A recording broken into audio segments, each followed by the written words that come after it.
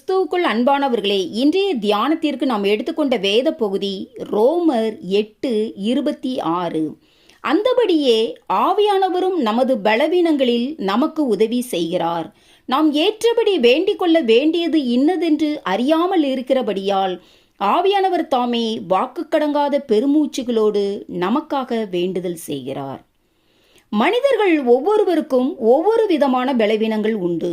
ஒருவேளை அது ஆவிக்குரிய பலவீனமாகவோ அல்லது சரீர பலவீனமாகவோ இருக்கலாம். ஆனால் ஆவியானவர் நமக்கு நமது பலவீனங்களில் உதவி செய்கிறவராக இருக்கிறார் என்று வேதம் சொல்லுகிறது.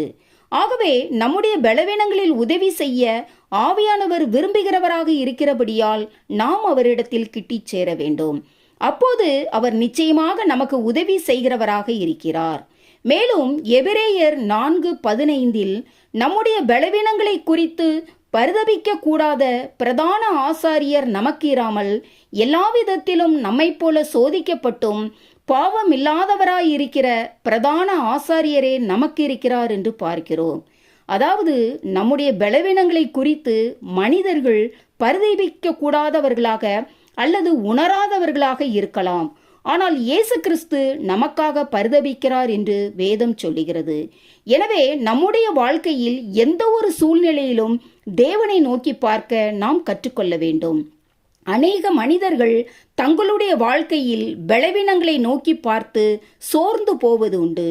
ஆனால் நமது பலவீனங்களில் நமக்கு உதவி செய்கிற தேவனை நோக்கி பார்க்கும்போது மாத்திரமே நம்முடைய வாழ்க்கையில் நாம் அதை மேற்கொண்டு வெற்றியுள்ள ஒரு வாழ்க்கையை வாழ முடியும்.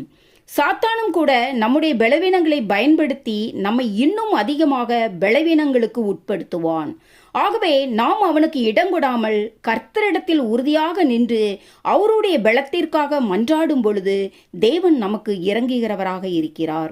இதைத்தான் சங்கீதம் 10:17 கர்த்தாவே, சிறுமைப்பட்டவர்களுடைய வேண்டுதலை கேட்டிருக்கிறீர், அவர்கள் இருதயத்தை ஸ்திரப்படுத்துவீர் என்று தாவீது சொல்லுகிறார். எனக்கு அன்பானவர்களே, நம்முடைய வாழ்க்கையில் சோர்வுகள் நம் இருதயத்தை பாதிக்கிறதாக இருக்கிறது. ஆனாலும் கர்த்தர் நம் ஜெபத்தினை கேட்டு நம் இருதயத்தை ஸ்திரப்படுத்துகிறார் என்பதை நாம் அறிந்தவர்களாய் பலவீனங்களை குறித்து நம்மை நாமே நொந்து போகாதபடிக்கு நம் பலவீனங்களை தாங்குகிற தேவனை நாம் கிட்டிச் சேர தேவன் தாமே நமக்கு உதவி புரிவாராக. ஆமேன். அல்லேலூயா.